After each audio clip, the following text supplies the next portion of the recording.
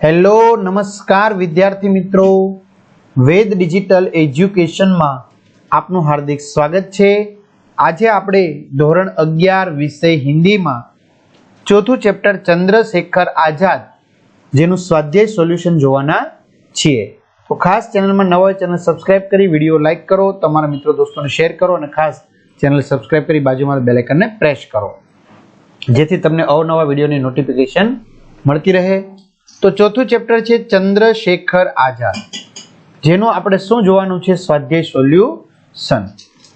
तो लिए प्रश्न नंबर 1, निम्नलिखित प्रश्नों के उत्तर दिए गए विकल्पों में से उचित विकल्प चुनकर लिखिए। पहलू, हृदय की चोट किससे ठीक होती है? तो विस्मृति से। दूसरा, चंद्रशेखर आजाद लेखक को क्या कहकर बुलाते थे? भैया कहकर। तीसरा, लेखक ने चंद्रशेखर आजाद के मन को किसके समान बताया है? मक्खन सदन कोमल। चंद्रशेखर आजाद के लिए दया का दूसरा नाम क्या था? तो जवाब अवश्य विद्यार्थी मित्रों कायरता। पांचवू, लेखक के मतानुसार क्रांतिकारी लोग कैसे होते थे?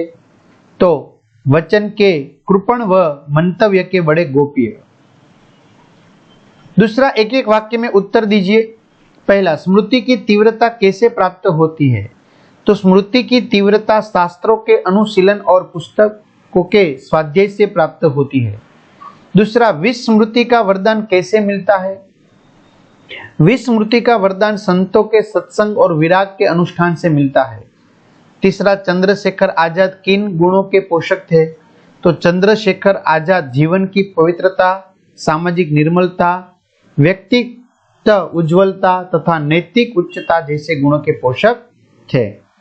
હવે વિદ્યાર્થી મિત્રો, આ સિવાય આપણી વેદ ડિજિટલ એજ્યુકેશન નામની એપ્લિકેશનમાં નીચે મુજબની માહિતી તમને મળવાની છે, જેમાં બધા જ વિષયના પાઠ્યપુસ્તકની સમજૂતીના વિડીયો, સ્વાધ્યાયની સમજૂતીના વિડીયો, વિષય પ્રમાણે મટીરીયલ, પરીક્ષા માટે ઉપયોગી અસાઇનમેન્ટ, પરીક્ષાના પેપરની સમજૂતીના વિડીયો, એકમ કસોટીની સમજૂતીના વિડીયો, આ બધું જ તમે ગૂગલ પ્લે સ્ટોર ઉપર જઈ વેદ ડિજિટલ એજ્યુકેશન નામની એપ્લિકેશન डाउनलोड करो, तमारा मोबाइल नंबर नाखो, सेंड ओटीपी करो, 4 आंकड़ानो ओटीपी नाखशो એટલે पेड कोर्स में जुदा जुदा पेड प्लान, धोरण प्रमाणे एक्जाम पेपर में पेपरो, 3 થી 12 में 3 થી 12 ना विडियो, एमां तमारुं धोरण सिलेक्ट करी विषय प्रमाणे तमे विडियो जोई शकशो।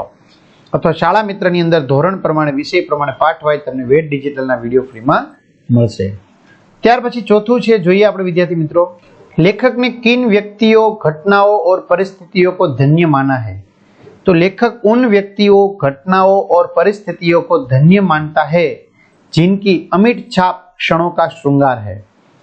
पांचवू, चंद्रशेखर आजाद को साहित्यकार कैसे अमर बना सकते हैं? तो साहित्यकार चंद्रशेखर आजाद पर उपन्यास, कहानियां और काव्य की रचना करके उन्हें अमर बना सकते हैं। त्यार पछी विद्यार्थी मित्रों, प्रश्न है 2-3 वाक्यों में उत्तर लिखिए। पहला, शरीर और मन पर लगी चोट में क्या फर्क है? तो शरीर पर लगी हुई चोट का प्रभाव उतना कष्टकारी नहीं होता जितना मन पर लगी हुई चोट का। शरीर की चोट जिनका लगी हुई चोट का शरीर की चोट इलाज करने पर कुछ समय बाद सुख और भर जाती है, पर मन पर लगी हुई चोट बहुत कष्टकारी होती है, वह जल्दी नहीं भरती। वह विस्मृति के सहारे जाती है और उसे भूलने में काफी समय लगता है। दूसरा, लेखक कब अपने आप को गौरवान्वित अनुभव करते हैं? तो लेखक और चंद्रशेखर आजाद के विचारों में कभी कभी मतभेद होता था, पर उनके व्यक्तित्व में इतना बल था कि वे लेखक से उनकी इच्छा के प्रतिकूल काम ले लिया करते थे। उनकी यह बात पूरी करने में लेखक अपने आप को गौरवान्वित अनुभव करते हैं। तीसरा, चंद्रशेखर आजाद के विषय में निर्विवाद रूप से क्या कहा जा सकता है?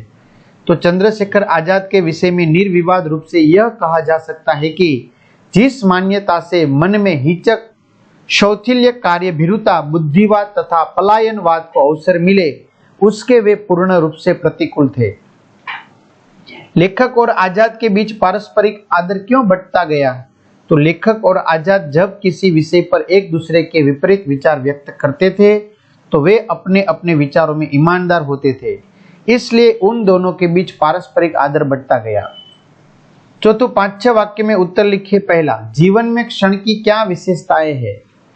तो जवाब, समय के सतत बहते प्रवाह में क्षण आते और चले जाते हैं। इन क्षणों के साथ हमारी स्मृतियां जुड़ी रहती है। सुखद स्मृतियां क्षणों का श्रृंगार बन जाती है, जबकि दुखद यादें क्षणों का अभिशाप। वे व्यक्ति, वे घटनाएं और वे परिस्थितियां धन्य है जिनकी अमिट छाप क्षणों का श्रृंगार है। उनके लिए विस्मृति समय के प्रवाह को रोककर स्वयं घंटों प्रतीक्षा करती है। दूसरा, चंद्रशेखर आजाद की चारित्रिक विशेषताओं पर प्रकाश डालिए।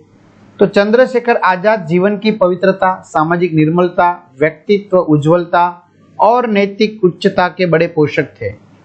उनमें भय बिल्कुल न था। अपने को आश्रय देने वालों को वे निश्चित रखते थे। कठोर और हिंसापूर्ण कार्यों के बावजूद उनका मन मक्खन के समान कोमल था। वे जो करते थे बेहिचक करते थे। कार्यभीरुता, कोरा बुद्धिवाद और पलायनवाद जैसे शब्द उनके शब्दकोश में नहीं थे। तीसरा, चंद्रशेखर आजाद किन वस्त्रों में खिल उठते थे? तो चंद्रशेखर आजाद सामान्य रूप से खुले गले का कोट और दोनों पैरों को कचोटे से ढकने वाली धोती पहनते थे, परंतु हर पहनावा उन पर खूब भपता था। कलंगीदार पंजाबी पगड़ी में वे जितने अच्छे लगते थे उतने ही अच्छे खदर के कुर्ते और बंगाली धोती में लगते थे। वे शूट और हैट में भी खूब जंचते थे। पूरे पंजाबी परिधान में भी वे आकर्षक लगते थे। इस प्रकार वे प्रत्येक प्रकार के वस्त्रों में खिलते थे। चौथुं, चंद्रशेखर आजाद की कार्य प्रणाली के विषय में लेखक क्या कहते हैं? तो चंद्रशेखर आजाद क्रांतिकारी थे। लेखक कहते हैं कि क्रांतिकारियों की तरह चंद्रशेखर की कमर में भी 2 माउजर पिस्तौल और कंधे पर कारतूस की पेटी रहती थी और उन्हें विश्वास था कि जीते जी उन्हें कोई पकड़ नहीं सकता था। अपने आश्रयदाता को वे हमेशा निश्चित रखते थे। उन्होंने स्पष्ट कह रखा था कि 4 घर दूर पहुंचकर ही वे तमंचा बजाएंगे ताकि उनके आश्रयदाता पर कोई आपत्ति न आ सके। उनके कार्यों की शोभा मुखरता और वाणी की शोभा मौन थी। उनकी सार्वजनिक कार्य पद्धति में दया का दूसरा नाम कायरता और क्षमा का दूसरा नाम आपत्ति था। 5वां, आशय स्पष्ट कीजिए। पहलू, विस्मृति के न रहने पर जीवन कोड की खाज हो गया जाएगा। तो जवाब है, विस्मृति मनुष्य को ईश्वर की ओर से प्राप्त अमूल्य वरदान है। मनुष्य के जीवन में तरह तरह की कष्टकारी घटनाएं घटती रहती है। ये घटनाएं कुछ समय तक मनुष्य के मन मस्तिष्क पर छाई रहती है, पर ज्यों-ज्यों समय बीतता जाता है त्यों-त्यों उनका प्रभाव कम होता जाता है। एक समय ऐसा आता है जब ये उसके मन मस्तिष्क से उतर जाती है और मनुष्य हल्का महसूस करने लगता है। यह प्रक्रिया स्वाभाविक रूप से प्रत्येक मनुष्य के जीवन में होती है। मनुष्य को प्रकृति का यह अनुपम वरदान है। यदि ऐसा न होता तो मनुष्य इन घटनाओं को हमेशा याद करते हुए कूदता रहता और उसका जीवन नर्क बन जाता। उसे कभी कुछ करने के बारे में सोचता ही नहीं। दूसरा, भूलना एक महान गुण है। तो प्रकृति ने मनुष्य को याद रखने और भूलने जैसी 2 विलक्षण शक्तियां प्रदान की है। कई सुखदायक और आनंददायक क्षण ऐसे होते हैं जिन्हें मनुष्य का आजन्म याद रखता है, पर कुछ ऐसी दुखदायी घटनाएं होती है जिन्हें वह याद रखना नहीं चाहता, पर वे उसका पीछा नहीं छोड़ती। लेकिन समय के साथ धीरे धीरे ये भी विस्तृत हो जाती है।